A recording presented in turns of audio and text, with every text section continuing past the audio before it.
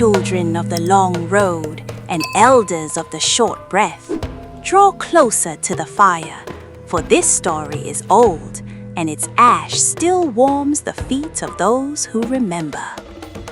Long before the white roads were laid across the forests, when the Akan people measured time by harvests and moon shadows, there stood a village called Asantemanso, resting between red earth and tall odum trees whose roots drank from the bones of ancestors. The people lived by Biakoye, the understanding that one person is many and many are one. Yams were planted together, drums were beaten together, and sorrow, like joy, was never eaten alone. In that village lived a man named Kwaku Mensa, strong of arm and quick of thought. He was not poor, yet his heart was restless. While others measured wealth by children, harmony, and good name, Kwaku measured his life by what his hands alone could hold.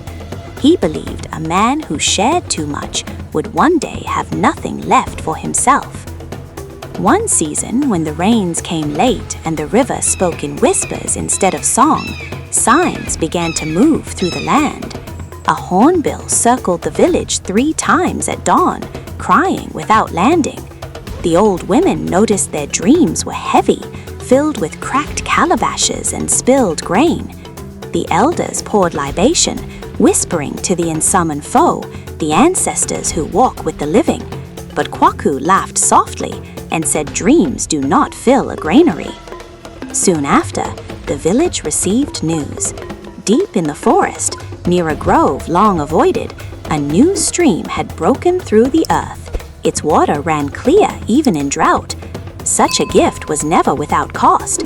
The elders declared the stream sacred and said it must be approached with care and shared by all. Kwaku only heard one thing: water that would never fail. That night, as others slept, Kwaku dreamed. In his dream, he stood alone beside the stream, scooping water into his own pot again and again. Each time he lifted the pot, it grew heavier, until finally it cracked and cut his hands. He woke before dawn, his palms burning, but he washed them and dismissed the dream as weakness. The first test came with the elders' council. They instructed that the stream would be used communally, each family drawing water on appointed days. Kwaku was chosen among the first to help build the shared path. As he worked, an old man bent like a question mark, placed a hand on Kwaku's shoulder and said, "Water that flows belongs to no one. Only stagnant water can be owned."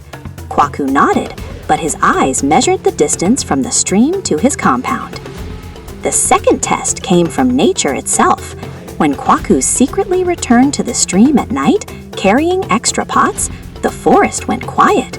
No insects sang. A tree branch cracked behind him, though no wind blew. His foot slipped on wet stone, and one pot shattered. He froze, remembering the hornbill's cry, but greed pushed him forward. He filled the remaining pots and hid them beneath his floor, telling no one. The third test came through the people. Children fell ill when the river downstream dried further. Women complained that the sacred stream seemed thinner. Murmurs rose like smoke. The elders called for restraint and reflection, but Kwaku stayed silent, his hidden water swelling his confidence. He began trading secretly with travelers, exchanging water for cloth and beads. His name grew, but not in the way names should. Then the balance broke. One afternoon, clouds gathered without rain. The sky darkened as if listening. The elders led the village to the sacred grove to ask forgiveness for unknown offenses. As libation touched the earth, the stream shuddered. Its clear voice turned muddy, then still. Panic spread. Accusations flew like startled birds. The ground beneath Kwaku's house groaned. His hidden pots burst one by one, flooding his compound. The earth collapsed inward, revealing his hoard to all. In that moment, Kwaku understood too late. The stream had not dried. It had withdrawn. Shame wrapped him tighter than rope. He fell to the ground as the elders spoke not in anger, but sorrow. They said the ancestors had shown the village the cost of forgetting Biakoye. Kwaku was not cast out.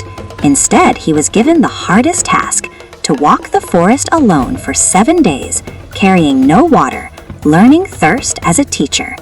When he returned, thin and quiet, he helped lead the rites that restored the stream. This time it flowed gently, enough for all, never more. From that day, Kwaku shared first and kept last.